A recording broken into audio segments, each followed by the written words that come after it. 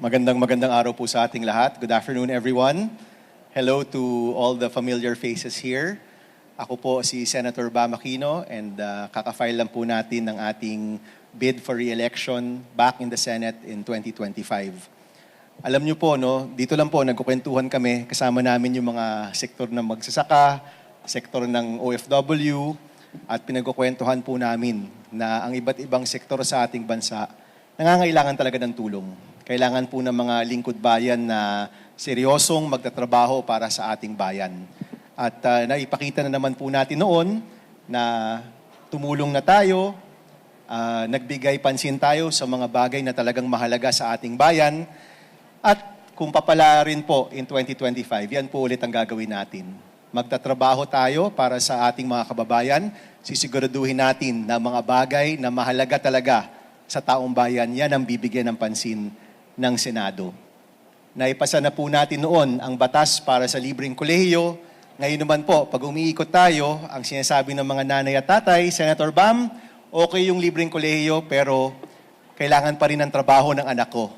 Kaya ang nais po nating itambal sa reforma para sa libreng kolehiyo, ang isang batas na magsisiguradong may trabaho ang mga kabataan natin. Reforma sa edukasyon po, whether grade 12, fourth year college, kailangan po ng siguradong trabaho ng ating mga kabataan.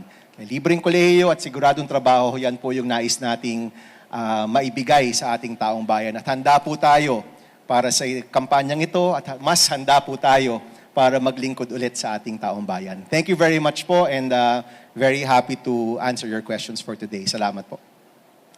Question po. Go ahead, John. Inquiry.net.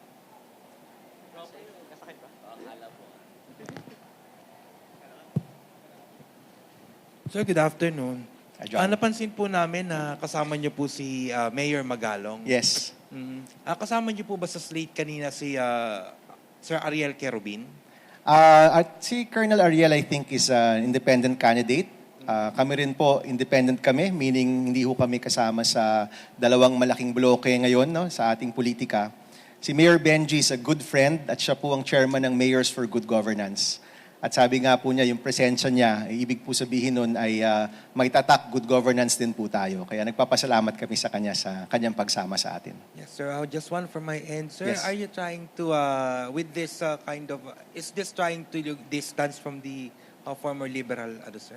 Well, Branding? actually, umalis na ako sa Liberal Party. I'm now in new party, ang Katipunan na Nagkakaisang Pilipino. Isa itong partido na binuo noong 2021 para sa kandidatura ni Vice President Leni Robredo.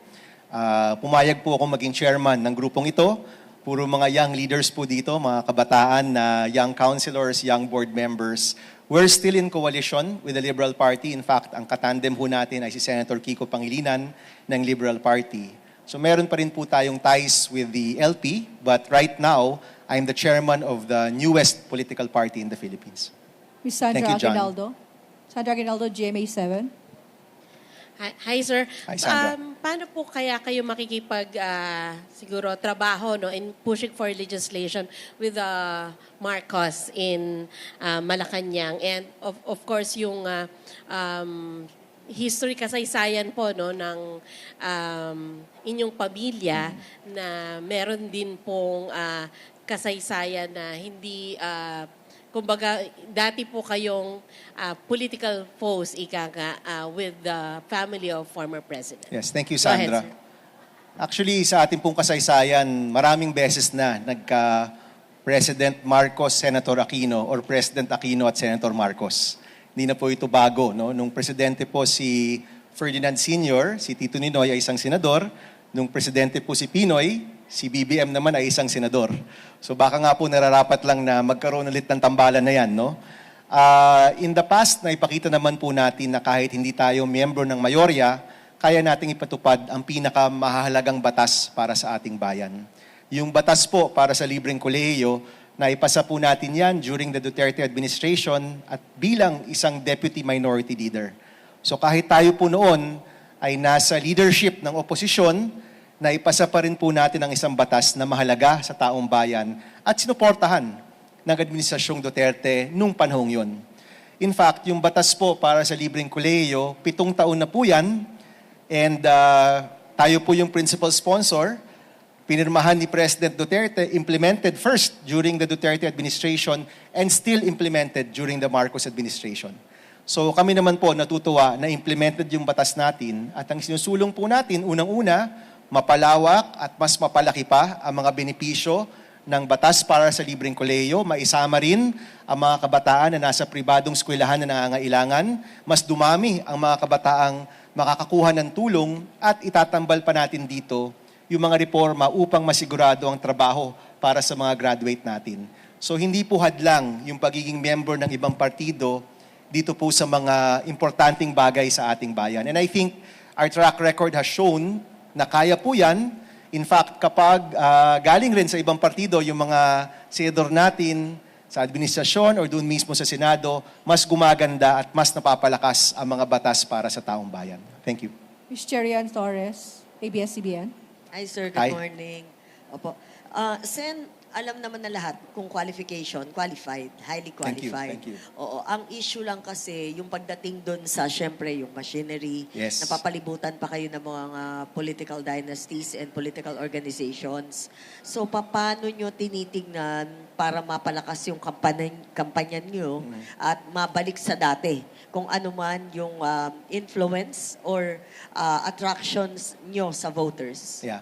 Unang-una siya, no, hindi na to tungkol sa pagbabalik sa dating gawi. There's a new way of campaigning now.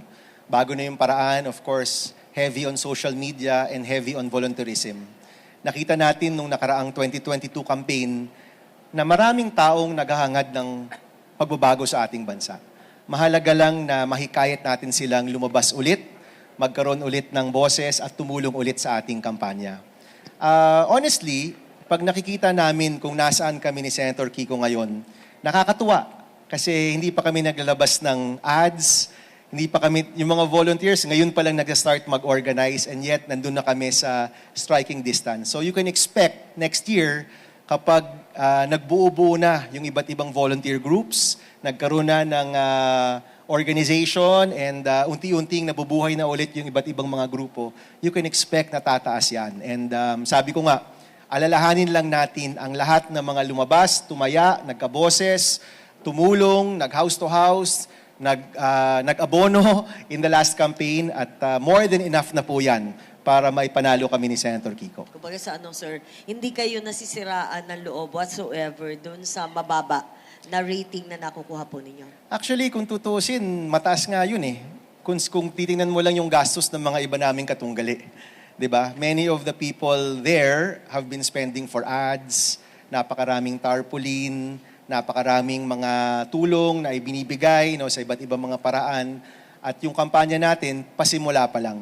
So actually, yung pwesto natin, very encouraging.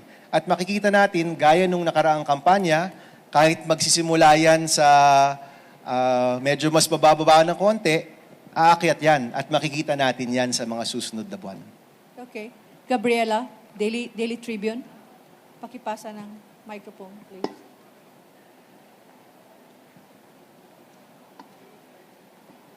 Good afternoon po, former Senator. So, Hi, Gabriela. we all know naman po na you failed to win your re-election bid in 2019. So, ano po kaya yung mga changes or strategies na gagawin niyo po come 2025 elections? Thank you. Yes. I think nung nakaraang mga kampanya kasi, yung paraan ng pangangampanya, medyo nag-catch up na rin yung mga grupo namin eh. And of course, we're talking here about social media. Pangalawa, nakita natin nung 2022 na willing lumabas yung mga tao. Na ang mga Pilipino, kahit anong kulay pa sila, naghahangad din ng pagbabago. Naghahanap ng mga tao na tututok sa mga problema nila. Hindi lang sa mga away politika. So palagay ko yung dalawang factor na ito, mas malalim at mas masinsin na social media strategy at yung pagsandal sa mga volunteers natin na nandyan pa rin at buo pa rin sa buong bansa. Yan yung magbabago dito sa ating kampanya. In 2019, napakahirap nung laban na yon, no? And kung tutuusin, medyo miracle na nag-end up tayo kung saan tayo nag-end up nung panahong yon. But iba na rin yung political situation ngayon and nakita natin from the last campaign na napakaraming Pilipino na naghahanap ng iba naman. So kami po nakaasa dyan. Even some of the surveys show na maraming nagsasabi na ano sila, independent-minded o hindi kaya mga hindi nag-identify with the two big groups. Maraming ganyan na Pilipino at palagay ko, ito yung panahon na makikita natin silang lumabas ulit, magkaboses ulit at lumaban muli. Okay, tapos na po 8 minutes. Maraming salamat po. Thank you everyone. Maraming salamat. We look forward to exciting campaign. Salamat po. Sir, another photo.